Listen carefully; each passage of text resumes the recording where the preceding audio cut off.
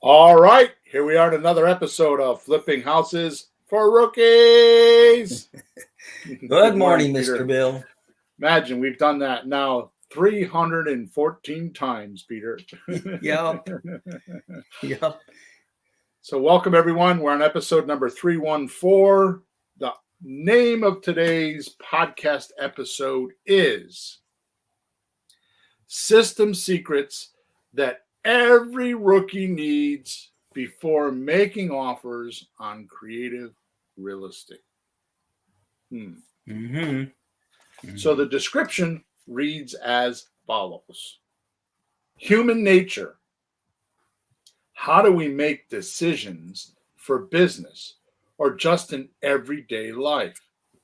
Most want to look smart, make more for less, and know the decision is the best they can do. And if this feeling of confidence is not there, we start to think we are not making the right decision, and our instinct tells us to take less action. Go do some research. Wait a little bit. Or even worse, no. And because we are in the real estate business, we are often dealing with the largest asset most folks have, which elevates the pressure on the decision by 10 to 100-fold. Your job, therefore, is to understand and acknowledge the reality of human nature, along with the needs and wants of sellers. But how do you get the truth about how someone feels about your creative real estate offers without faking you out, misleading you, or even canceling you from their life? Ghost. Ghosting you, yeah. Ghost.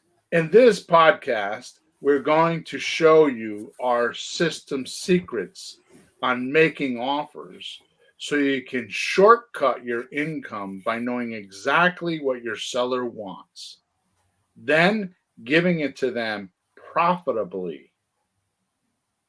When we are done when you are done with us today, you will make them. I'm going to do that again. When you are done with us today, you will make them offers they can't refuse. I had a little tongue tie there at the end.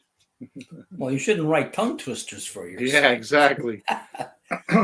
So you're saying that we're trying to purchase the biggest asset a person has by using their house, by using our best asset that we have, our minds, to adjust their, I don't have an adjective for, their minds. Exactly. Their confused asset. Their ideas. Actually, to be honest with you, when I talk to sellers, it's adjust their imagination because they're imagining something that not always can be done. I want $500,000 for my $300,000 house. How come? Because I can. I think I can. Yeah, maybe. Anyways, a little bit of housekeeping here. So there is a link in the description of wherever you're watching us or listening to us. I'm going to come back to that link at the towards the end of the podcast. I promise you, Peter, I've had a lot of stuff I've given away. I've had a lot of stuff that I've really, really had a lot of compliments on. I've had a lot of stuff I've given or sold for very cheap money. And a lot of people have given me feedback. But this is something fairly new. And as far as I'm concerned, is going to change the creative real estate business. What I'm going to give away. It's a 2-page document. And I'm going to give it away at the end of the call. Okay? Oh yeah, also, pretty strong words there, mister. Yeah, exactly. All right. The other thing is wherever you're watching us or listening to us, make sure you subscribe or you like us or dislike us if you think we're a bunch of hamsters on a wheel. So also, if you want to leave us a review, that would be awesome. Yeah, Peter.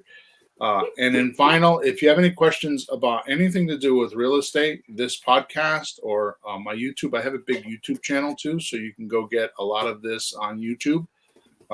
It's in Facebook too, but I tend to call Facebook to Facebook because they keep knocking me out, and they keep telling me about how I break their rules, but they don't tell me what the rules are, so I don't know how I'm breaking them. So I stay away from them. Yeah.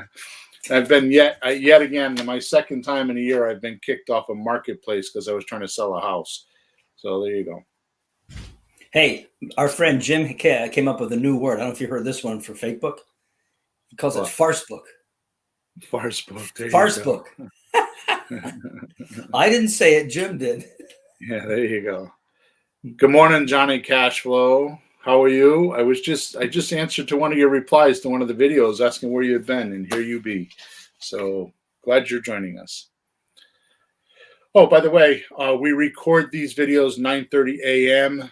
Eastern Standard Time, Thursday morning. So if you go to Facebook, YouTube, or Twitter, you can watch us there live. And if you have questions about the podcast, not something else, because I'm not going to answer questions off topic because we'll lose the flow of the podcast. But if you have questions about the podcast or have some comments you would like to make, I have a big screen in front of me and I can see all that. So go ahead, join us 9:30 on a Thursday morning. Just go to Facebook, Twitter, or YouTube and just type in Flipping Houses for Rookies. And there you go. Actually, Peter, I got to take a second to brag here for a second. Go ahead. I arbitrarily, for some reason, yesterday I was doing some work on something because I have three launches coming out, three major launches coming out. One is we partnered up with REI Reply, so we're going to be launching the creative aspect because REI Reply is a software CRM, and it does marketing, and Sean and I have been using it in unusual ways that REI Reply, the owners didn't even know we can do. So we've partnered up with them and decided to, and it's a wholesale. It was designed for wholesalers. We've been using it for creative real estate. So we've designed a whole new creative real estate aspect. The second thing is I'm actually going to launch my newsletter. I have a physical newsletter. You will not be able to find it online unless somebody tries to sell it. I'm going to try to block that. And then I have a book that I've written that I'm going to be releasing. And I'll do all those over the next couple months. The newsletter, by the way, is going to be like none other. I get a newsletter from one guy, and it's okay. But this is all. It's going to be nothing but deal structuring, creative real estate deal structuring. So I don't know anybody on the market that has that. So, and they tend to run. I've got 10 or 11 of them written already because I wanted to be ahead of myself. And they tend to run around 20 pages. Holy crap. Yeah, so it's not just a regular. Yeah, and it's not like some, willy-nilly newsletter. Well, it's because I'm explaining deal structuring. It's like I'm talking to coaching clients, right? So anyways, so while doing some research for that, I typed into Google Flipping Houses for Rookies. I've not done that in like a very long time because I don't go looking for myself on Google. No, I know where I am. It's weird, but it's weird to do that. Like you Google yourself or your business, you see all kinds of odd stuff. I haven't looked up some of my stuff. What'd you see? 4 pages. I dominated 4 pages of Google. There's nothing else but Flipping Houses for Rookies for the first 4 pages. The first 4. 4 pages. It's 10 things of Flipping Houses for Rookies, Flipping Houses for Rookies, Flipping Houses, and it's like podcasts and the blog and YouTube, and it's just incredible. So yeah, that's. I'll have to go try that later. See if I get the same on my computer because maybe you get that many because it's your computer. No, I go into an unlisted browser. They don't. I mean, other than my IP, yeah. What do you use? Does Incognito do that? Incognito, yeah. Oh, okay. Yeah, I've used that. All right, so we wasted 9 minutes here bullshitting around. Let's get to the podcast. All right, so Pete, today I want to start off with a story. Okay, once upon a time. Exactly. A farmer wanted to buy a pony for his little daughter. Notice how I did that? You said once upon a time, and I said a farmer wanted to buy a pony for his daughter. And there were 2 to choose from. Both were equal in all aspects. In other words, the ponies were. The first man told the Yeah. farmer he wanted $500 for his pony. The second man told the farmer he wanted $750 for his pony.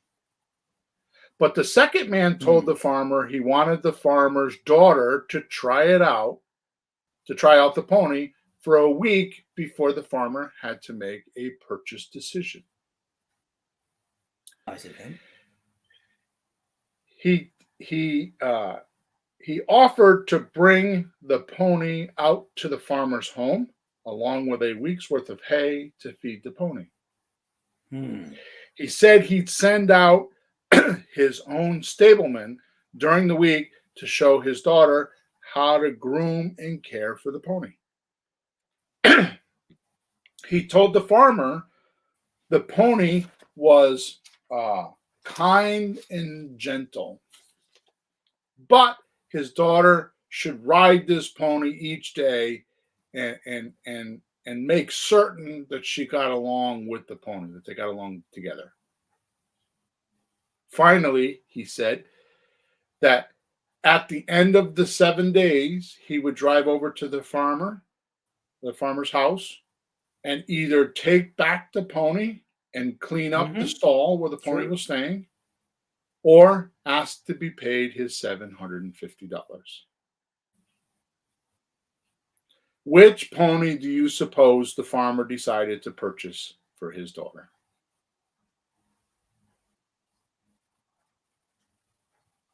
Peter doesn't know what to say. Monthly payments on the $750. I'd totally go with that one. I would totally go with that one. Well, monthly payments. The point of my little story today is because of something I have noticed quite a bit lately. And I'm trying to do something about it. Too many are giving the $500 offer, like the sale, like the person selling the $500 pony. They're giving that offer like, here's my number, take it or leave it. Right? And what's happening is deals Buyers are blowing up. Are you saying that's what we're offering? Yes. Us buyers. Okay. Yes. Yeah. So here's what I've seen. This is what I have observed myself. Now, mind you, I'm not bragging. I'm just trying to get, there are some people on this podcast right now that are listening to me that it's their first time, so they don't know this, right? We have to realize that I've done hundreds of deals by myself. I've done hundreds of deals with clients. I've talked to thousands of buyers. Sellers and buyers. I've talked to a lot of buyers, not thousands of buyers, but hundreds of buyers, right? And I've just always, I know how it's supposed to be and how it's not supposed to be. It's just an instinct, because after a while you just get used to it, right? So recently what I've been doing is if you are in my Let's Talk Real Estate group on WhatsApp, I've been putting invites in there, I'll do it for a week or two and then I'll stop for a week or two. But what I do is I invite them to come and listen to me make my closing calls. Yeah. Right. So what happens is I actually call my leads. Like last night I called a lead and I bought a house, and they all heard me do it in Akron, Ohio. It was an owner finance deal, actually a wraparound mortgage deal, and they heard me talk to the guy, and then we talked about it. And right. So to me, that's tremendous value. Okay. But here's the thing is I'm interacting with the sellers. I'm interacting with coaching clients. I'm interacting with buyers. I'm interacting with realtors. I'm interacting with closing agents in Ohio. I'm interacting with attorneys here in Connecticut. And I do this on a regular basis. So the information I'm giving you is not something that I just read out of a book. No, you got the inside skinny as in present time too. Yeah. Like today, not like last year. It's like current. Right. So when I make statements like I'm saying, and I'm being completely arrogant and pompous, and I'm sorry for that, but it's just, there's no other way to do it. When I make a statement like what I'm about to make, my observation should be at least curious enough for you to observe them in your own life. You should at least look at it in your own life, or just take my word for it. One or the other. I mean, you don't have to take my word for it. You can get into the Let's Talk Real Estate in WhatsApp, and you can come join the calls and watch me. You can see it for your own eyes. I mean, it doesn't cost anything, right? So here's the observation. There's two ways to make an offer as far as I'm concerned. And this is really copywriting fodder. This is when you're doing copywriting. Copywriting means... Yeah, it was funny. People wondered, people wonder how are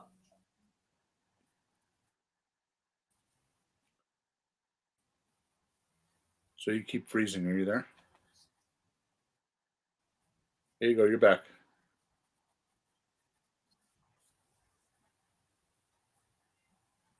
do we have a big Yeah, it froze. Okay. Okay. So I'm going to keep going until Peter comes back. So there's two ways you can make offers. And this is copywriting material, which copywriting means salesmanship on a page, right? You could sell intellectually, which is with logic. And I'm going to go over this in a minute. Or you could sell with emotionally. Right? So, sorry, I got distracted. So, Johnny, just go to WhatsApp. He's asking, how do I join the group in WhatsApp? I thought you were in there, but maybe you're doing it for the sake of others. So if you just go to WhatsApp, if you have WhatsApp on your phone and just type in Let's Talk Real Estate, you can do that, or send me a support ticket, which, by the way, if you go to flippinghousesforrookies.com, top right-hand side, it says support. Send me a support ticket and I'll send you a link. Okay? So aiming at the intellect means the seller must be objective. Now, what does objective mean, Peter? Well, I mean, he's just looking at literally the objects involved, the information involved, the numbers, the house, just the facts, like it's on a spreadsheet. Right. How's the numbers going to come out? So this is very important to me because I could spend the rest of the podcast just talking about this. But I'm gonna do it very quickly. I'm gonna do it in about 2 minutes with two analogies. Mm-hmm. Watch Big Bang Theory. Sheldon is completely objective about everything. It's all about the science, right? But here's the problem: we're not that way. It's not just about the science; it's how we feel. Right? And here's what happens. And I'm going to tell you this and this is what triggered this whole thing for me. Okay. Mm-hmm. And I realized that this happens in my life because here's what the deal is in my life. My ex-wife has an extremely high IQ. Okay. Really? My two daughters have good IQs. Mm-hmm. I mean, my oldest daughter's going for a PhD. Right? My youngest daughter, which she's got the personality of an ant. But man, could she do shit. I mean, she's got a computer science degree and she's just smart as hell. The other day I had my computer crashed and she was over here working and she's flipping around screens. She was doing it so fast, Peter, I couldn't even register what screen she was on. I was sitting right next to her. I couldn't, She was doing it so fast I couldn't even see the screens. And she knew, right? Wow. I decided a couple months ago when I started thinking about this, here's what I've done for my children. Now I've been divorced for 20 years and I left my kids, I left the house when they were 9, 10 years old. Right. Here's what I do for my children. And here's what I do for you. And here's what I do for a lot of people in my life. I implement common sense. Because I didn't grow up with this high. I mean, I have a pretty good IQ. I found out later on, but I didn't grow up with all this book smart and all this intellectual shit and like go to the lawyers. I grew up poor as hell, man. I had to fix my own bicycle because I didn't even have spare bikes for parts. I had to like MacGyver it. You know what I mean? Yeah. So I ended up with a lot of street smarts. And I think Mhm. a lot of people that are listening to me can relate to this. Got a lot of street smarts, but maybe not so Yeah. much book smarts. Yeah. So what happens is so aiming at the intellect means the seller must be objective, which to me means they have lack of common sense when they're doing this. When you're trying to sell objectively, there's a lack of common sense. And they're trying to reason with something they don't understand, either the seller or the person giving the offer. So you could have a rookie that doesn't fully understand something and they're just trying to like do what I say to do, or they're trying to follow a script, but they don't know why the script says what it says. They're just Mhm. reading it, Yeah. which is okay. But think of it this way. Imagine if Sandra Bullock went in front of a camera and just read her scripts without the emotions. Yeah. Now, as a guy, and I know you agree, as a guy, she's pretty hot.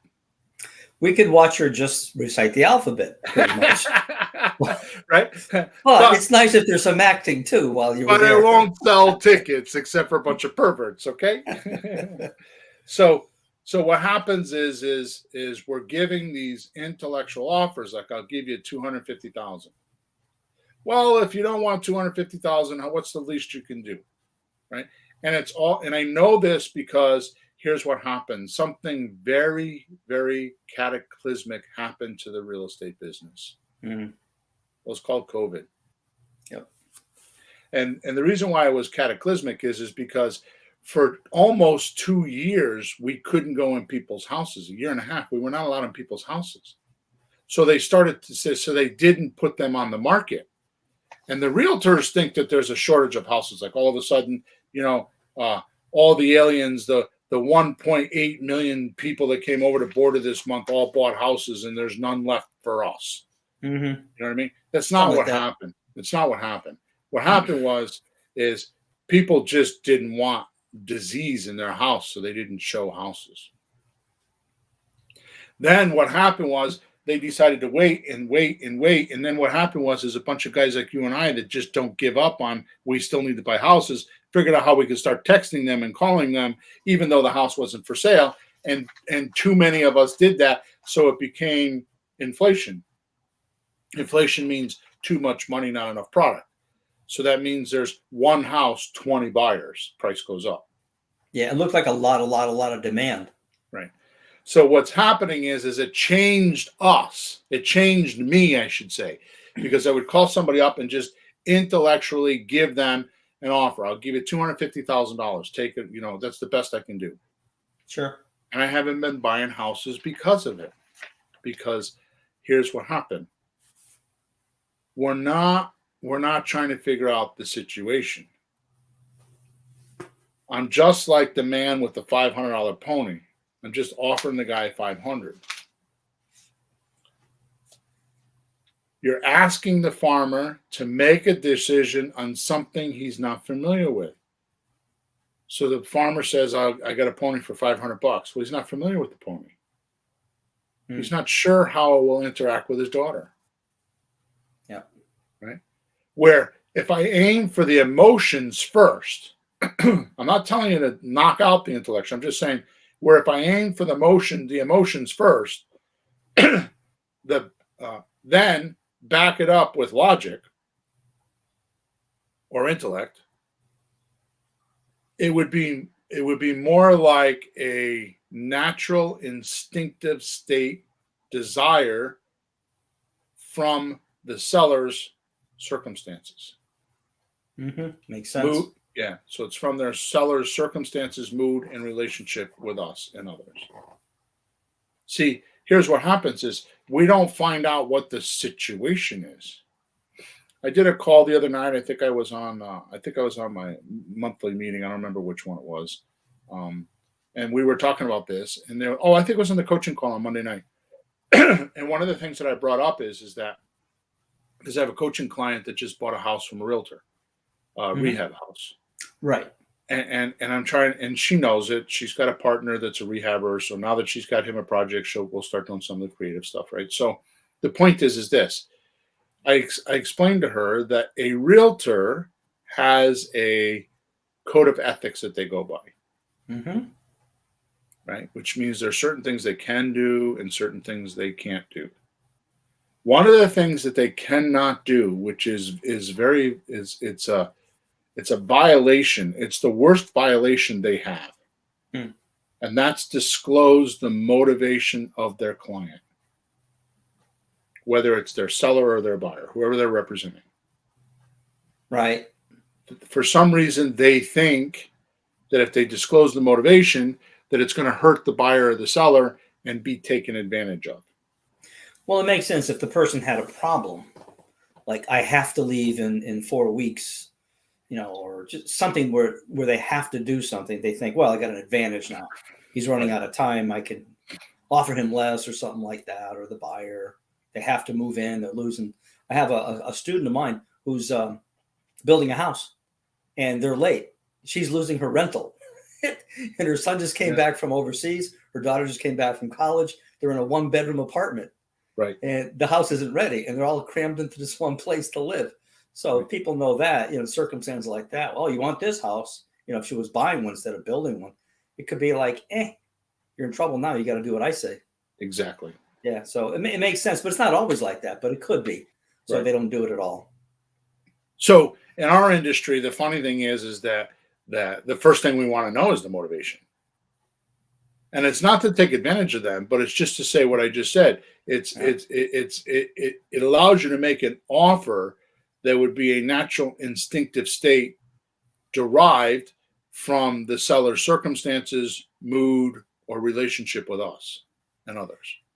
Right. If we know what's going on, we're like the guy with the horse who says, I'll have my guy bring the horse over. We'll Right. show the girl how to ride it. We'll bring Right. you some hay. Just advantages to help with the particular situation. Because the farmer was worried. If he buys the $500 horse, what if the little girl doesn't like it? The horse Right. throws her. He won't get his money back, and he's stuck with a $500 horse. Right. But you have to realize that there's a big underlying lesson in that story. Uh-huh. The farmer had two choices: the 500 or the 750. Yep.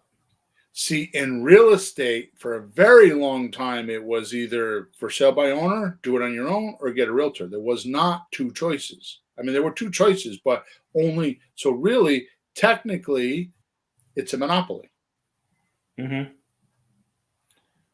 Fortunately, because of COVID, which is the other cataclysmic thing that happened, is people started to learn that there's a lot of us. Now, we're not organized yet. We will be. If I have my way, we will be someday, but we're not organized yet. But once we become organized, we become the second solution. And we're like the guy with the pony that's offering $750. Yeah.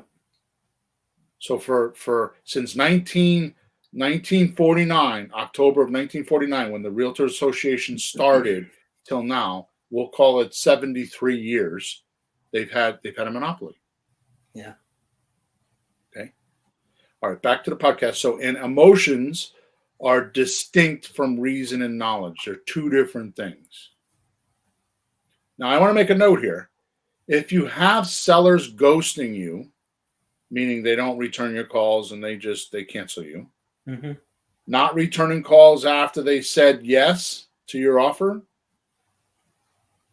then you are making offers on the intellectual basis and missing the emotional part of the deal. Right? So just to bring it full circle and kind of kick you in the nuts a little bit here. Mm-hmm.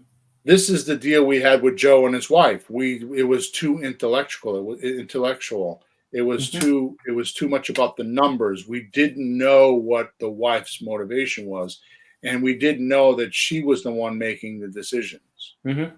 We kind of knew that, but we didn't know how important it was. Yeah, well, we got the husband on the phone for weeks, and then at the very end, she shows up. So it's like real late on the chain. So there's a big difference between want and need. Mm-hmm. When somebody wants to sell,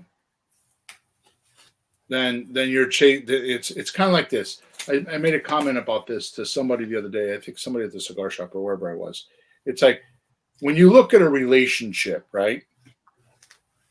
There's two worlds. There's the guy's world and the woman's world. We'll just say, we'll keep it old fashioned, okay? The guy's world and the woman's world. Okay. So either the woman goes into the guy's world or the guy goes into the woman's world. That's the way all relationships are. Either the guy goes into the woman's world, like he puts her up on a pedestal and he treats her like a princess, and cows down to her every need and want. And I'm over dramatizing this. Or it goes the other way around. The woman comes into the guy's world and she cows down to whatever he wants. There's not two bosses. There's not two worlds. There's one. Yeah, well, it's even hard to overlap. Yeah. Because somebody's, it's only because somebody still has to make a decision. Right. It's not like 10 people and you get a vote and it's 6-4. It's either or, So here's what happens. When we're hunting for deals, we're looking for people to come into our world and understand what we're doing. And it's not a domination thing. It's, don't take it wrong. It's not like, master and slave type of thing. I'm not talking about that. What I'm talking about is that they're flexible enough to hear you out, because if you do as we preach, be the most ethical person in the room, everybody's going to win from our transactions. Right? But you can't do that with just intellect. You can't be objective, and you can't do that without common sense. You can't just hit the numbers and that's it. Yeah. Right? Because it doesn't work. So let's tie this into our secret system formula, which isn't so secret because I've talked about this before, but we're going to label it that today. Okay. So number one, it's a 4-step process, right? Number one, you need to find and communicate to a motivated seller. Like Peter says, don't try to convert lack of motivation. It's too hard. It's not there. Yeah. So somebody like me can do that, but I don't even waste my time in it anymore, because it is a waste of time. Yeah, it's they go, yeah, and in the end they won't. If it's really not there, it won't fly. Right. So you're saying find the motivated seller. Find. It's like fishing. Yeah, it's like fishing. They're not there. They're not there. They're not biting. They're not biting. So there's so many analogies. You can bring a horse to the water, but you can't make him drink it, type of thing, right? How about this? I watch this. I mean, I've got 3 kids, and my daughter's got 2 kids, and I've been around kids, so I think you'll understand this. You got a kid at the kitchen table, and you're trying to get him to eat the broccoli. Can you pick the broccoli up and shove it in their mouth and make them eat it?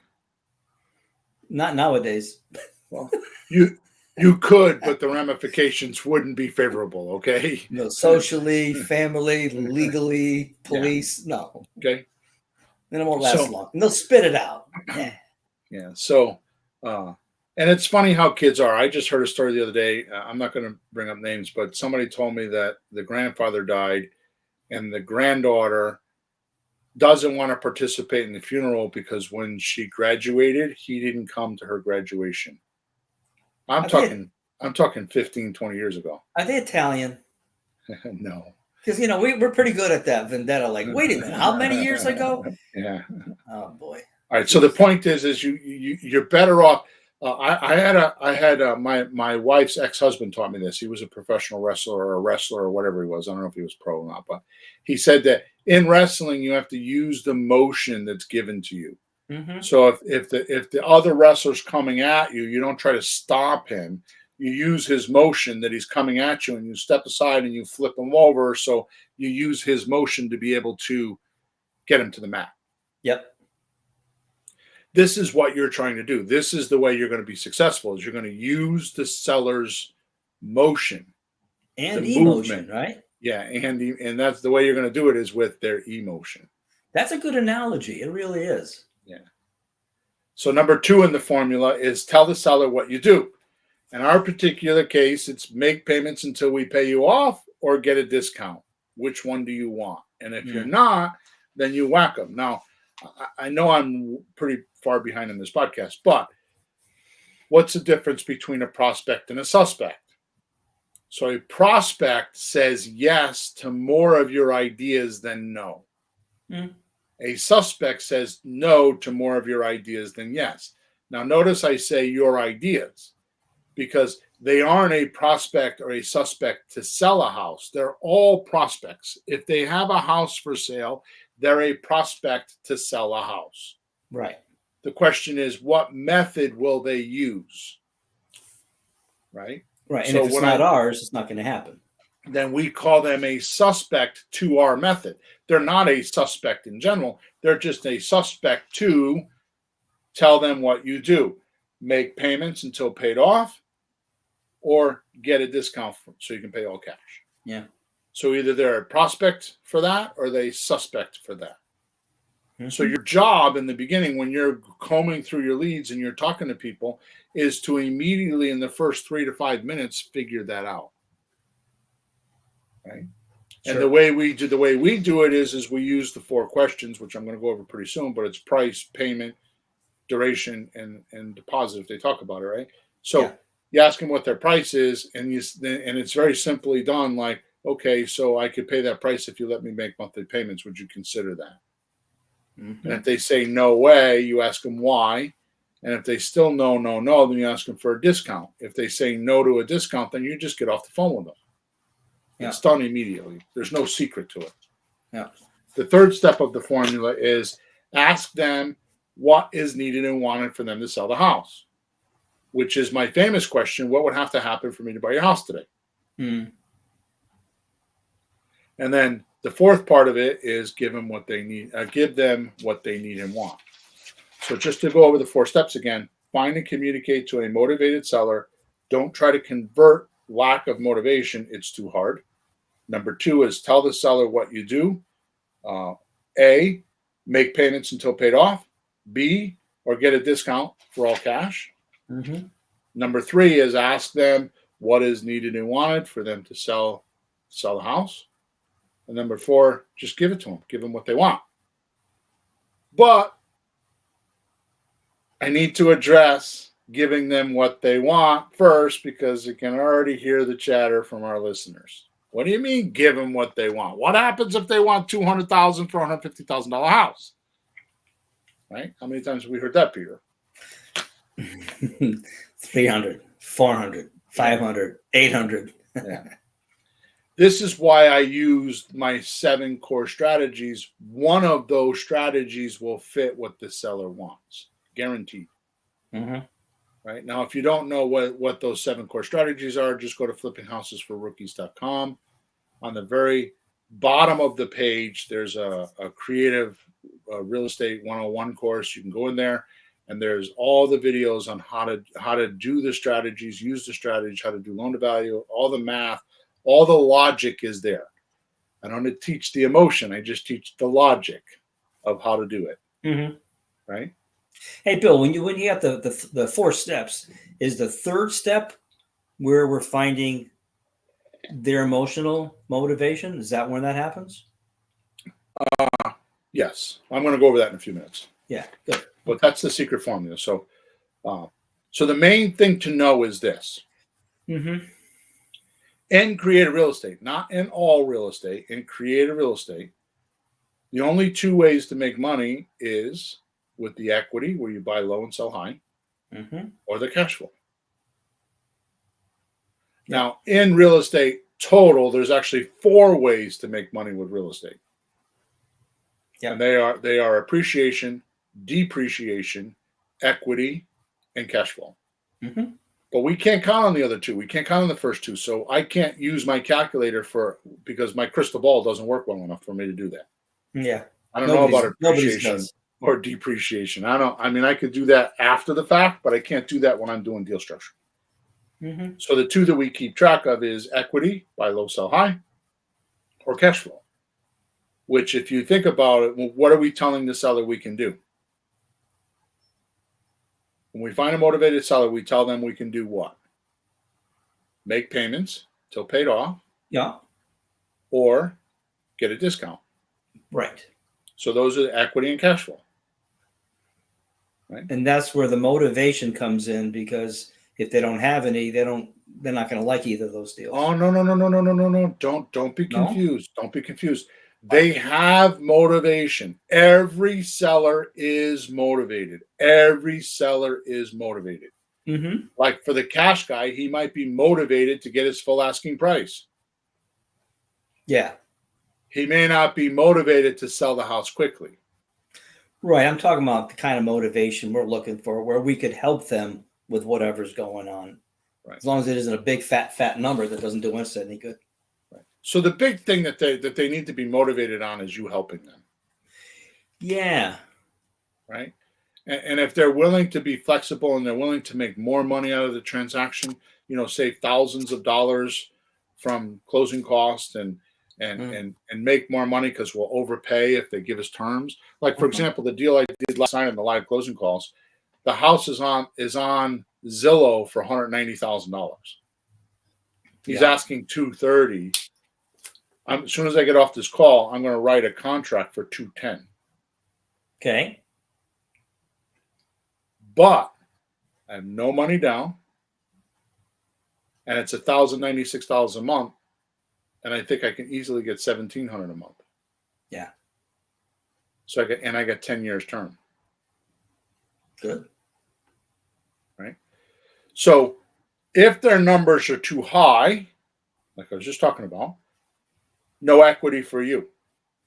Right. Like I was just talking about, there's no equity for me, but I'm going to make my equity. In that deal I'm talking about, I'm going to make my equity. Mm-hmm. But in this particular case, there has to be cash flow. So if the equity's too high, go in for the cash flow. Mm-hmm. Make sense? Sure. Good. Now let's get to the meat and the potatoes of this podcast. Okay? Surely. And how to put all this together. The offer and its confusions. See, too many think the offer is some formal procedure. And they have to do what this offer is, or they go to jail. Right? Yeah, signed by God on one side and the devil on the other, and Exactly. the IRS and the police watching everything. Exactly. That's a good analogy there, Peter. And you're terrified if I write the wrong thing. If I say the wrong thing, they'll get me. Right. So let's define what an offer is. Mm-hmm. So best and easiest way to explain an offer is to call it a proposal. Right? Sure. And a proposal simply means, just look it up on Google, just look up the word proposal, define proposal, and you'll get it. It says, so a proposal simply means a suggestion or a possible plan that is being put forward for consideration or discussion. That's the part of it that you like. Yeah, I like that. I think you should like it more than you do, because when you give an offer, the guy goes, nah. And you go, well, how about this? So if you don't have a follow-up or another offer, it's not really an offer. It's a one-off. And I see you do it a lot. You go, well, what about that? You might go through 3 or 4 things and you finally find the thing that works. So the follow-up and the suggestions that come after is big. Yeah, the discussion is big. That's what people are afraid to. I think that's what people are afraid to do. They give the offer like, oh, he didn't like it, and he gets it. But you'll go, okay, what about this? And you discuss it. Well, what's wrong with that? Oh, you need. Oh, I understand. Now that makes sense, and then you can give a better offer. But you have to talk to people. So that part to me is if you don't do that, you don't get it.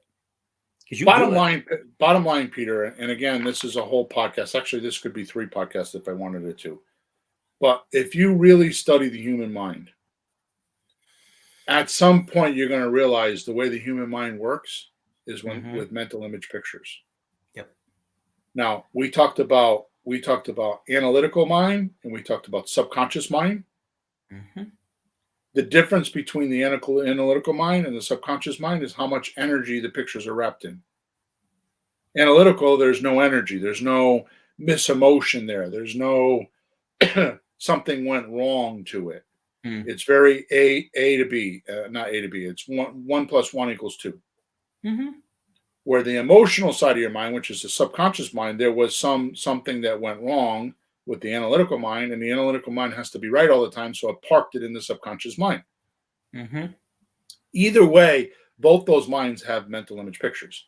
Like when I say to you, picture a Cadillac, Yep. or picture a pony, or picture a cat. That's what you Mm-hmm. see. So the three letters CAT, cat, translate the symbols and letters translate to a mental image picture for you. Yep. So Yep. once you understand that simple concept, what you're trying to do is extract from your seller their mental image picture of what they think is going to happen.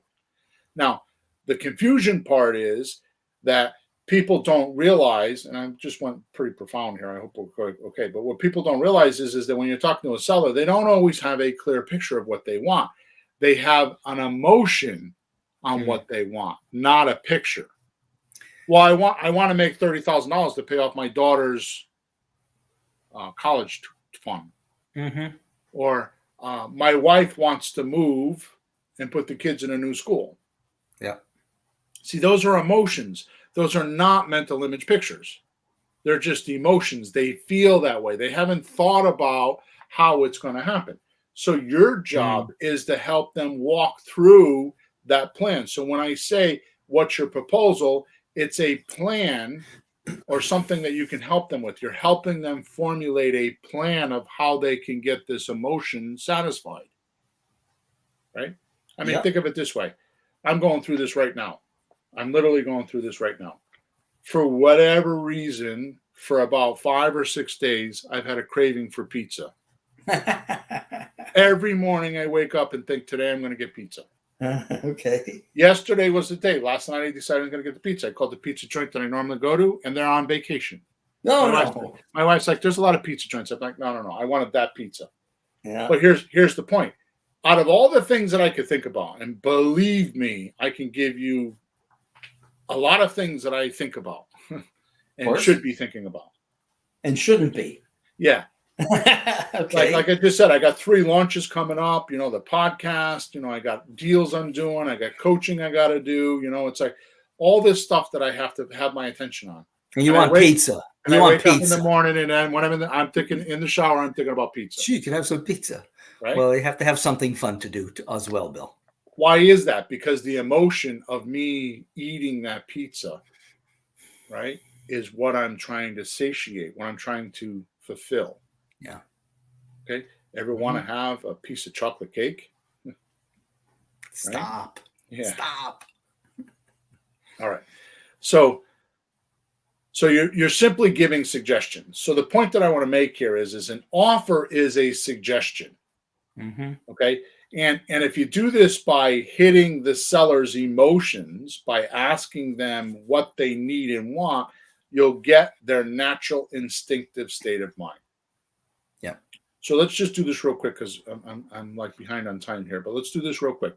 Yeah. So you be the buyer, I'll be the seller. We'll do a little role playing. So Peter, how much you asking for your house? Wait a minute. I'm the seller and you're the buyer? Yeah, did I say it backwards? Probably. Go ahead. So how much you asking for your house? $320. Okay, how did you come up with that number? I look online and I see what some of the sites say, and I check some of the house sales in my area and talk to a couple of friends. Nothing serious, but it seems to be ballpark. Okay, so pause for a second. He just gave me an emotional answer. He's trying to match the comps to what he wants. It's not logical. I thought it was pretty logical. Let's keep moving. So 320. So 320. Yeah. Is that what you're fixed on? Well, I haven't been selling it for very long, so I wouldn't give up yet. So I'm holding on to that for now, for sure. If I can get it, I'm getting it. I said 390. I said 320. I meant 320. So let me Peter, how about this? I just went on Zillow, and I see that it's on Zillow for 290, and you're asking 320. Is there a reason why you're asking $30,000 over the market value? Oh, I put in I did a renovation. Okay. Yeah, I did the basement's renovated, so I added like it's about 700, 800 square feet of actual usable space that I don't think they're taking into consideration. Okay, so pause again. That's all emotion. That's all emotion. It's not logic. Wait a minute. Why isn't that logical? It's actually So it's an upgrade. What's wrong with let's that? keep going. He's not So answering me Peter, today. I'm going to answer you in a minute. So Peter, let Yes. me ask you a question. Okay. When you sell this house, what were you expecting to walk away with? What did the check say? What number was on the check with your name on it? Oh, I think it's about 130, 140,000 because my payments and etc. Okay. So what were you going to do with that money? I'm using it for a down payment. Some of it for down payment on a condo we're moving into down south, and the rest I'm just going to hang on to. Okay. So why are you moving down south? My wife wants to go. The weather, we're getting tired of the weather, so our kids are grown. They moved. They're not quite here, so we're not stuck here with our kids. So let's just go someplace we want to go for a change. Sounds like your wife is sold on it, but you're not. Well, I'm okay with it because I'm the guy's got to do the work. Yeah. So Yeah, if you didn't sell this house, what would happen? And I'd probably try next year again or 2 years. Okay. End of conversation. Is he motivated? No. Did he give me any logic at all? He gave me no logic at all. Everything was 100% emotional. His comps were what he went online to do. He didn't go get an appraisal or have a realtor do comparisons for him. Mm-hmm. Right? He told me about the upgrades, the 320 to the 290 was because he did a renovation. Mm-hmm. Well, what's wrong with that? You didn't like that. I liked that. What's wrong with that? Here's the thing. You probably lived there for 20 years and wore out the shit while you were living there, so you had to refresh it to be able to sell it. Mm-hmm. It's not logical. No, but I was talking about an unfinished basement to finished basement. That's what I was trying to portray. Maybe I can get that across. Okay. So it's not logical that would make a house go from 290 to 320 because I can find comps in that area that are probably similar to what your house is. Mm. Okay. It's emotional. Well, it's want. It's want for sure. Okay. So here's my final point so we can move on. Mm-hmm. Out of that conversation, first of all, I only worked on the price. I didn't work on anything else. I just worked on price, and it was elaborating because most of the time they don't go that far down the rabbit hole. Mm. But I wanted to dramatize it so you can see how it works, right? Yeah. Well, what's going on in people's heads? You got to know that, so we should talk about it a little bit. Here's my question: how much of that conversation was about the house? Just a little bit that I brought up. And justification for the price. Right. Other than that, it was mostly about what Peter thinks.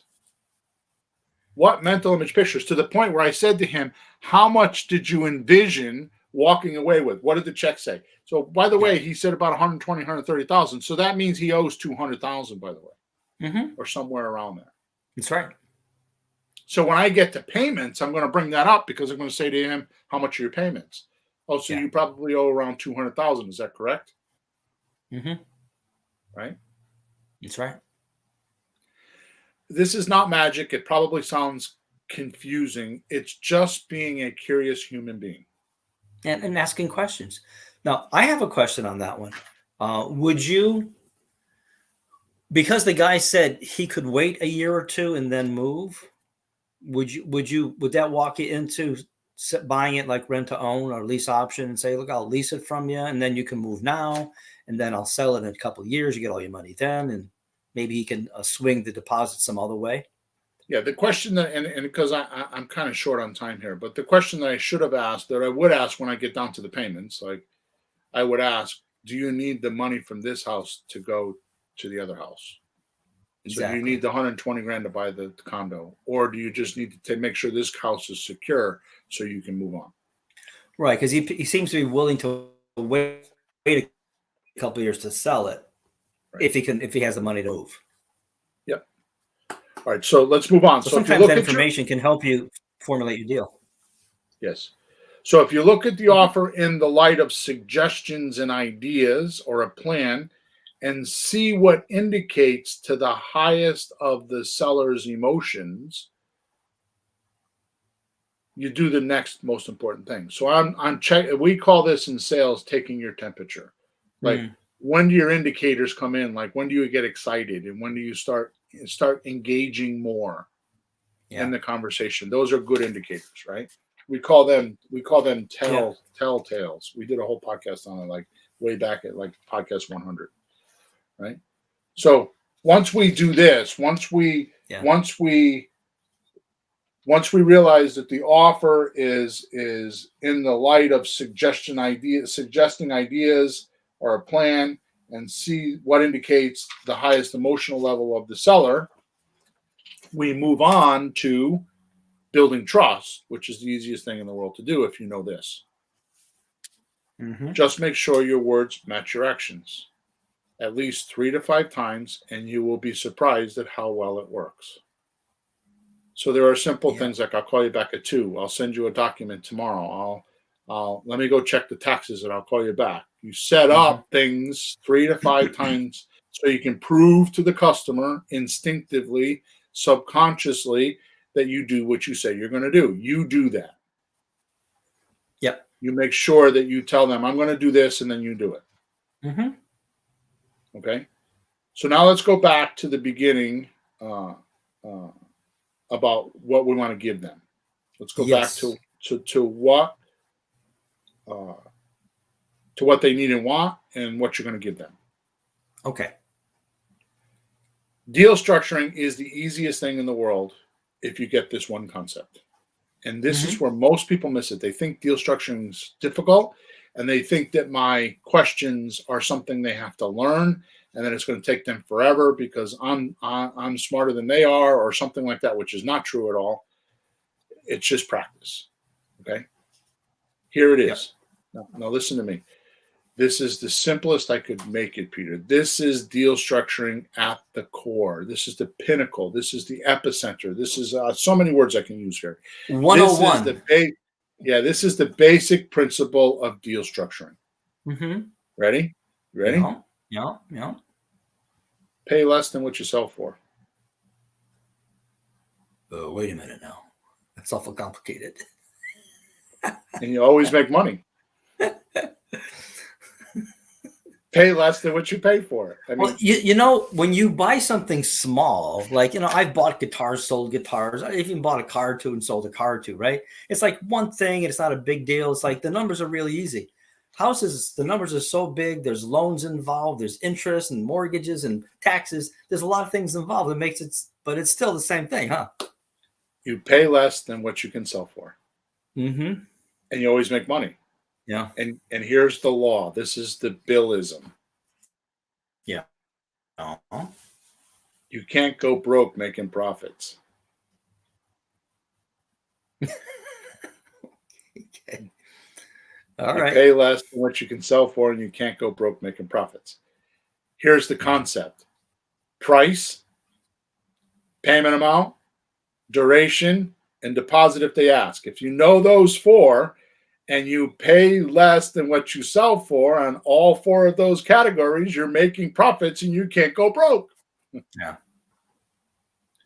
On each one of these points, you need to compare it to what you think you can sell for, or as we say in the industry, what the market will pay. So if the seller is asking $200,000 and you think it will, and you think it will only do $180,000, you have to look at making your money with the cash flow and get a low payment and longer duration. Yeah. If the seller is asking $170,000 for a house that's worth $200,000 without repairs,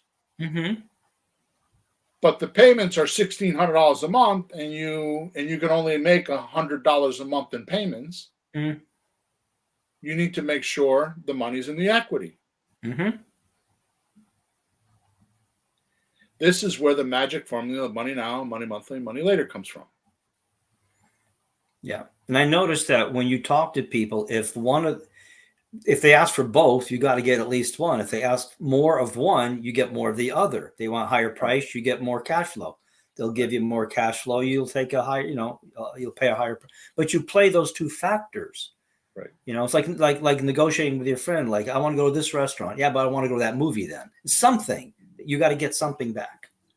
You pay less than what you can sell for. Yeah. See, you compare the seller's asking price at each point, the price, the payment. And oh yeah, by the way, the payment doesn't necessarily have to be the payment from the seller. It could be the payment from your hard money lender. Payment is payment. It could be the subject to payment from the bank. Oh. Payment is payment. Yeah. Yeah. Right? Duration is duration. If I have somebody that's trying to muscle me into doing a 2-year lease option, I may not want to do the deal because I don't think I can off it in 2 years. Right? So it may blow the deal up. Yeah. So these 4 numbers have to balance to get money monthly, money now, money monthly, money later. Right? Yeah, if the person will give you a very, very short time, you have to give them less money, right? Less payments, less something. That's about. So you get one. It's a give and take, basically. So what makes a deal exciting? What makes a deal exciting is when you can get the seller to agree to numbers that no matter what you do when you bring this to market, you're going to have a popular property with your buyers. A lot of buyers are going to want it, and no matter what you do, you're going to make money. Right? Like, for example, one time we bought a house for, $29,000, and we sold it for $193,000. Yep. We had a $40,000 wholesale profit and decided to renovate it, not wholesale it. No matter what we did with that house, no matter what we did with it, it made a pile of money. Yeah, you couldn't go wrong. Yeah, people say, do you make profit how you buy? Yeah. You buy it right, then you'll be okay. Your money's when you buy. You make your money when you buy. You collect it when you sell. That's the way to say it. So just like the farmer looking for a pony for his daughter, how popular would each of the 2 offers be? Intellectual or emotional? $500 intellectual, logic, no emotion, offer without perks or proof, cut and dry, no common sense, just I'll give you $500. No reason why. Yeah. Just a number. Yeah. I'm asking $500 because it took me 20 years to make this pony. No reason. There's no justification. Or $750 for the emotional experience that doesn't allow the person to walk off a cliff. So, just to wrap up here, the way you do deal structuring is if you have some concept, and you don't have to go analyze the hell out of it, but some concept of what you can sell for. And then when you talk to the seller, you need to be less than that. Right? Yeah, that was a big deal when you came up with that a few months ago, because we think, well, I don't know what it's going to sell for, but you just go online, you look at what rents are like, or what the mortgage would be, or what comps are like, and what somebody would pay a little more for. If it's a lease option, they may pay more than usual. So we have a little bit of we can kick it up 5 or 10% because we sell rent to own often. Those type of things. You just think about that a little bit, and we forget that. We don't think about that. We're in the house like, I don't know if I can offer that. Well, think of what you're going to get. I mean, that's if you were buying and selling pencils, that you would do. So there's a few more factors you might have to think of, but you think about them, and then you feel more comfortable when you're making the offer.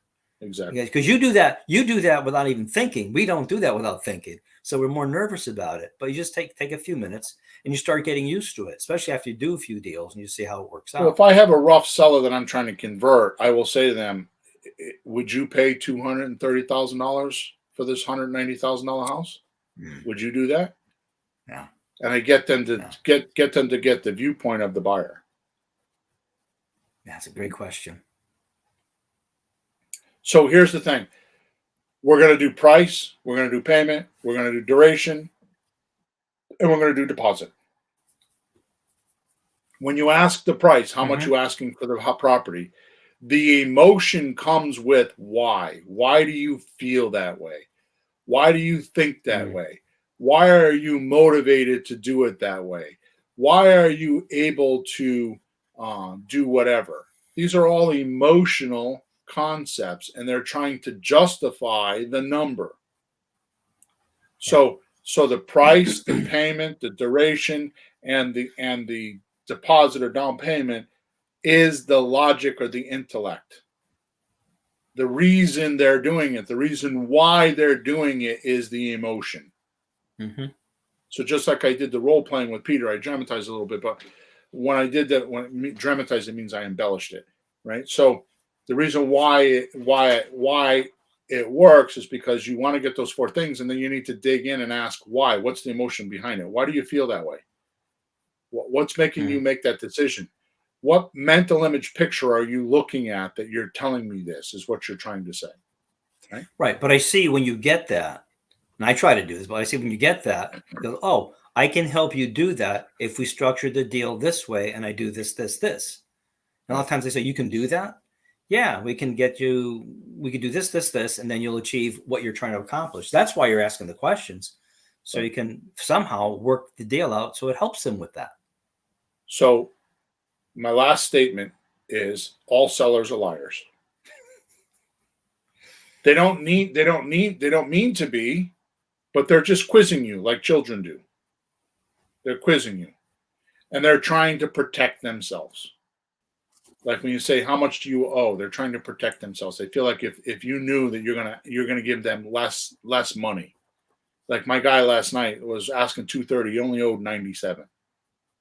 I don't care how Okay. much they owe. It's how much I gotta pay. Yeah. So the number one rule is this: test everything they say.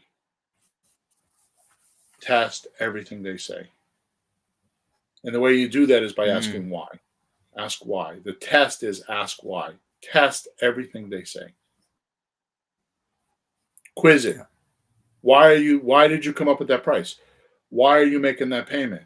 How long is the mortgage? Right? Why? Mm-hmm. Test it. Test everything they say till you feel like they're telling you the truth. Yep. Okay. Here's the bonus. Too many rookies dwell on the questions to ask sellers, when in truth, the answers, I don't know why I'm reading that. I don't even know what it means. When in truth, the answers and feedback are 1,000 times more valuable than the questions. Mm-hmm. So the questions, you guys are all worried about what questions ask. You should worry about the feedback and the answers more than the questions. Yeah. Okay. If their All right. answers lead to another better question or a solution to something or a problem that you can solve, well, listen more than talk. The link in the chat gives you a 2-page document. And what happens is you have to fill out the form. So on the top of the form, you fill out what the seller is asking, the price, the payment, the duration, and the deposit. Mm-hmm. And then on the bottom of the form, it's how much you think you could get for price, payment, duration, and down payment. And then in the middle is a box. So you have a top box, how much you got to pay. On the bottom is a box on how much you can sell for, and in the middle is what you can make for an offer.